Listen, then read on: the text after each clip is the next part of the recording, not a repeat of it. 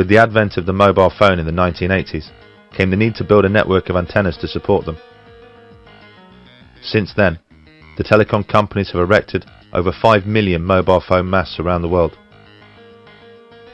But incredibly, prior to filling the air with microwave frequencies, they didn't conduct a single piece of research to ensure there wouldn't be any long-term health effects from such exposure. The grid was built without first making sure it was safe. Thank you for your help.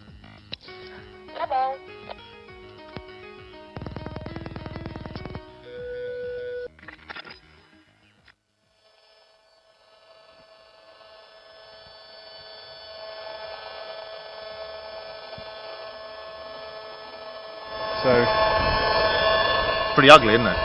yeah, and it's constant as well. One thing you'll notice is it doesn't stop. It's 24/7. This is what's coming out of the mast. If you can see the mast, you're being exposed to it. Right. Frankly, even if you can't, you're being exposed to it if you're this distance away, because it'll pass through, concrete walls and things. It'll dampen it a bit, but not very much. If you're within 200-300 metres of the mast up there, this is what you're going to be exposed to 24/7. When you can hear it, it changes everything. It does. Imagine if you could see it.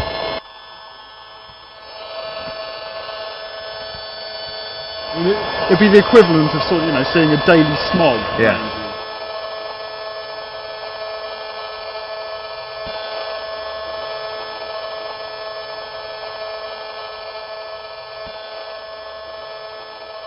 With a constant smog of man-made frequencies surrounding our daily lives, and no testing as to its safety, is there any wonder people's bodies have started to react?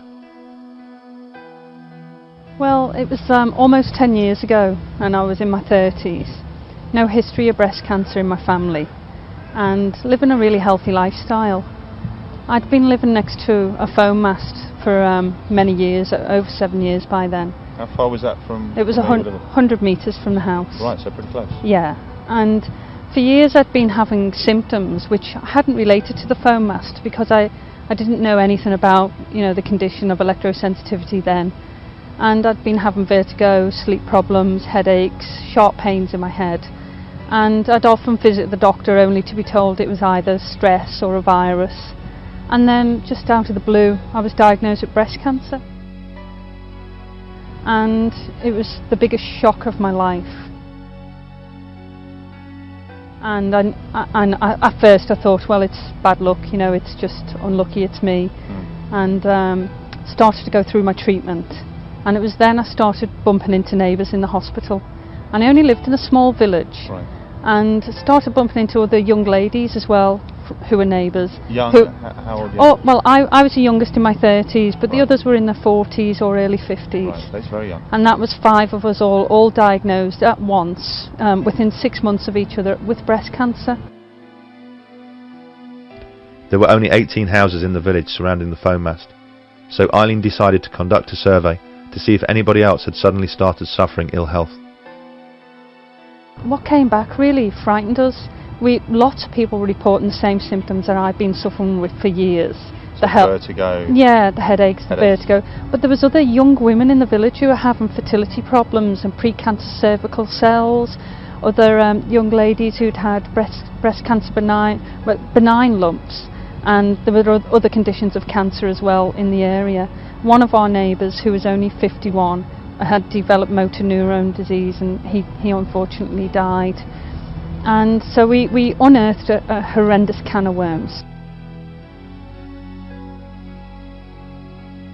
We've done a count of 77 people in the houses. And out of 77 people, how many people were suffering biological effects? The estimate was around 70%.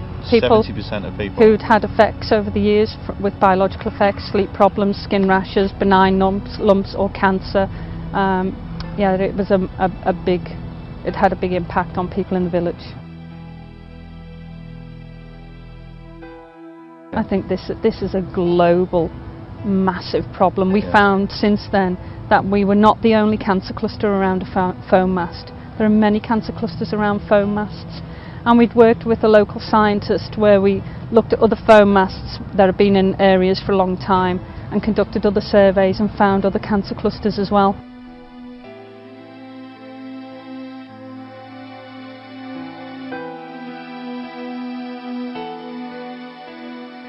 With so many phones and masts, and a mobile phone industry worth trillions, you would hope that by now a strict governing body would have been installed, an iron-fisted regulator who ensures the telecoms industry errs on the side of caution,